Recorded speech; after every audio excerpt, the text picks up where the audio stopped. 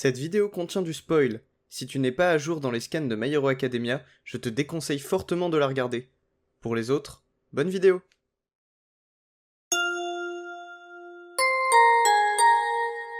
Bonjour à tous, c'est Saliste, et on se retrouve aujourd'hui pour une nouvelle review de scan, celle du chapitre 293. Comme d'habitude, et forcément, cette vidéo va contenir du spoil, donc si vous n'avez pas lu le chapitre et que vous lisez les scans, allez lire le chapitre avant de regarder cette vidéo, et si vous ne lisez pas du tout les scans, je vous invite à ne pas regarder cette vidéo. On va pouvoir tout de suite commencer la review générique.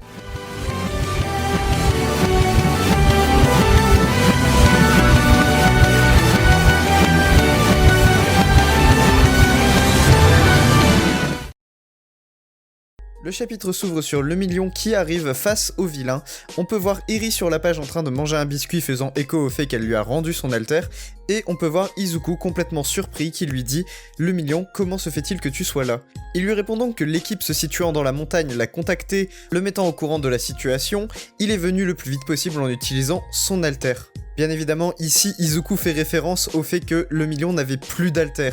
Donc comment se fait-il qu'il ait son alter? C'est ce qui surprend Izuku dans cette page. Mais, bien évidemment, Mirio le comprend comme « Comment se fait-il que tu sois arrivé aussi vite sur le champ de bataille ?» On apprend par la suite, lors d'un flashback, que la veille du début de cette opération, Mirio a été mis au courant de l'opération en question. Son esprit héroïque le poussant à vouloir aider, il dit qu'il a observé Eri s'entraîner sur des insectes et des lézards, et qu'il pense qu'elle est prête à lui rendre son alter. Il demande donc à Eri, tout en s'excusant de l'utiliser pour son alter, qu'il aimerait bien qu'elle le lui rende. Bien évidemment, celle-ci lui répond de ne pas s'excuser et que c'est pour cela qu'elle s'est entraînée. Elle pose ses mains sur le visage de Mirio et il semblerait, de par l'image où on voit ses mains briller, que c'est à ce moment précis qu'elle lui aurait rendu son alter.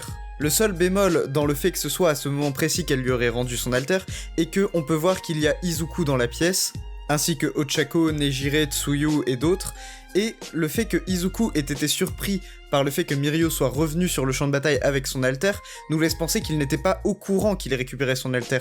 Or, s'il était présent lors de cette scène, il devrait être au courant que Mirio a récupéré son alter.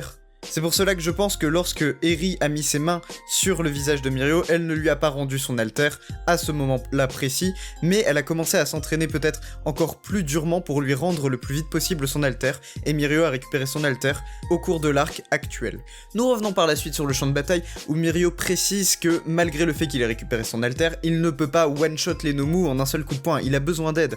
Donc il demande à quelqu'un de l'aider, et c'est là qu'au loin, nous voyons une étincelle dans le ciel. Il s'agit bien évidemment du héros le plus explosif du champ de bataille, Bakugo, qui s'est relevé de ses blessures visiblement et qui essaye difficilement de venir aider les héros à l'aide de ses explosions. On le voit donc venir aider Besdianiste, Mirio, Tenya ainsi que Nejire qui d'ailleurs n'est pas morte, contrairement à ce que certaines personnes pouvaient affirmer. Bien évidemment, Tenya s'énerve contre Bakugo et lui dit qu'il n'est pas en état de se battre et qu'il va finir par se tuer lui-même s'il continue de se surmener. Mirio, voyant les blessures de Nejire, lui demande si celle-ci va bien et celle-ci lui répond « Maintenant qu'il est là, tout va mieux ». Besdianis se permet de faire une remarque sur le fait que Bakugo est de retour d'entre les morts, ce à quoi Bakugo lui répond que Bakugo n'est qu'un nom d'emprunt, un placeholder comme on dit en anglais, et qu'il gardait son véritable nom de héros pour lui. Bakugo se met donc par la suite à hurler son nom de héros et attention au roulement de tambour.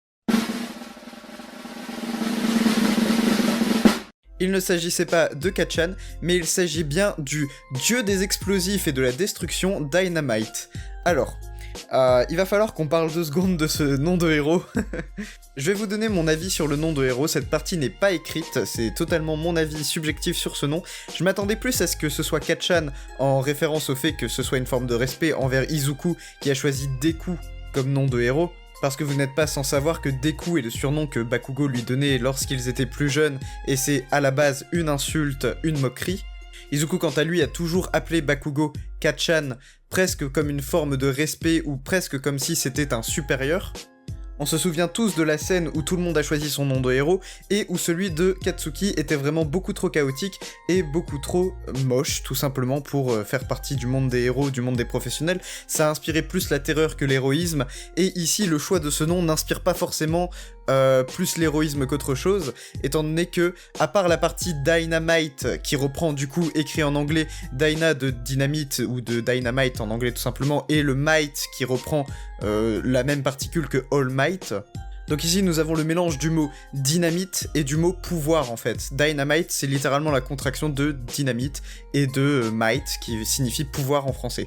Du coup voilà, un nom de héros assez intelligent, mais toute la particule avant God of Explosive Destruction que j'ai ici dans les scans en anglais, qui signifie Dieu des explosions et de la destruction, forcément ça n'inspire pas l'héroïsme. Du coup, on va reprendre l'analyse du chapitre si vous le voulez bien. Donc directement sur le côté, on a les réactions d'un peu tout le monde. Donc premièrement, on a la réaction assez drôle de Besjanist qui sous-entend que c'est encore une fois un nom ridicule. Ensuite, on a Tenya qui dit que c'est trop long. On a Nejire qui dit que c'est chaotique et Mister Compress qui dit que c'est de mauvais goût. Ensuite Spinner trouve ça cool et enfin ça fait rire Mirio parce que Mirio croit que c'est une blague. Ce qui nous fait venir directement à la case suivante où Mirio dit à Bakugo que c'est un super nom de héros et qu'il trouve ça vraiment très drôle. Sauf que Bakugo lui répond que ce n'est pas fait pour être drôle. Bien évidemment ici Mirio fait une référence à Sir Night Eye en lui disant que sans joie et rire pour contrebalancer la souffrance, le monde ne peut jamais espérer avoir un futur paisible. On voit ensuite que Maquia est vraiment bien attaché et que de toute façon tant qu'il est attaché, ils peuvent s'occuper des autres vilains sur le champ de bataille. Ce qui nous fait revenir à Shoto et Dabi. Bien évidemment Dabi reprend son monologue et attrape Shoto entre ses bras, presque comme pour l'enlacer, à un double sens ici, étant donné que Dabi est le frère de Shoto.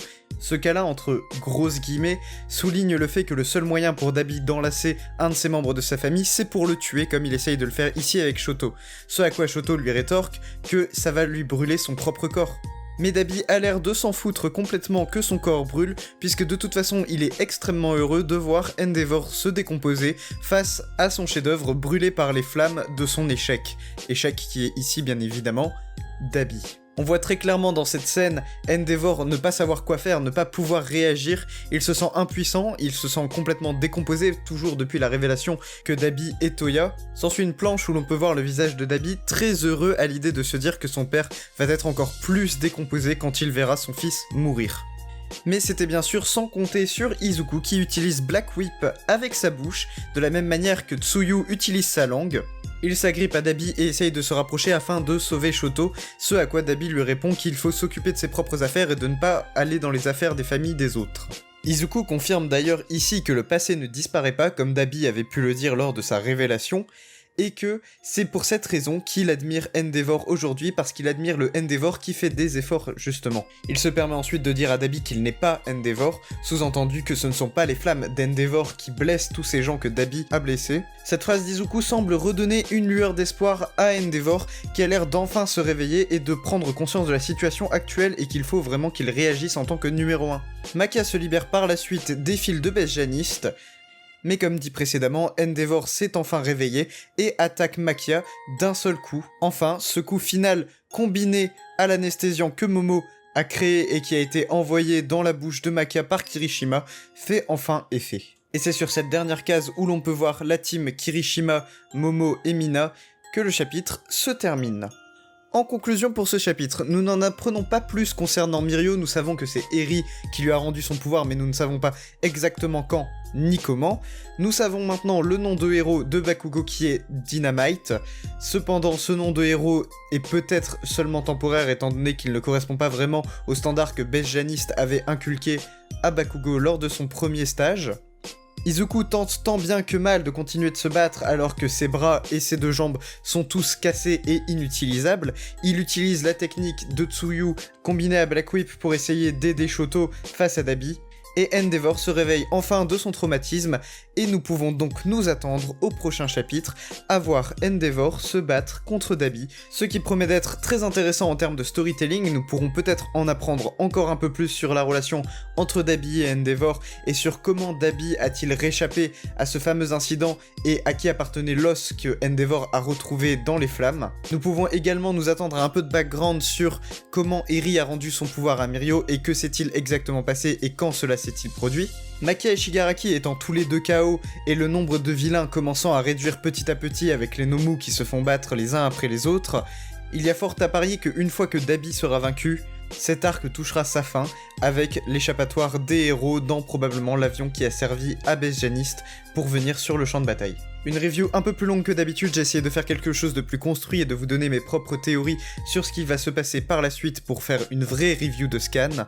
En attendant, n'hésitez pas à vous abonner à la chaîne, à laisser un pouce bleu, à me suivre sur Twitter et Tipeee également si vous souhaitez me soutenir. Tous les liens sont en description. C'était Sadist. Salut!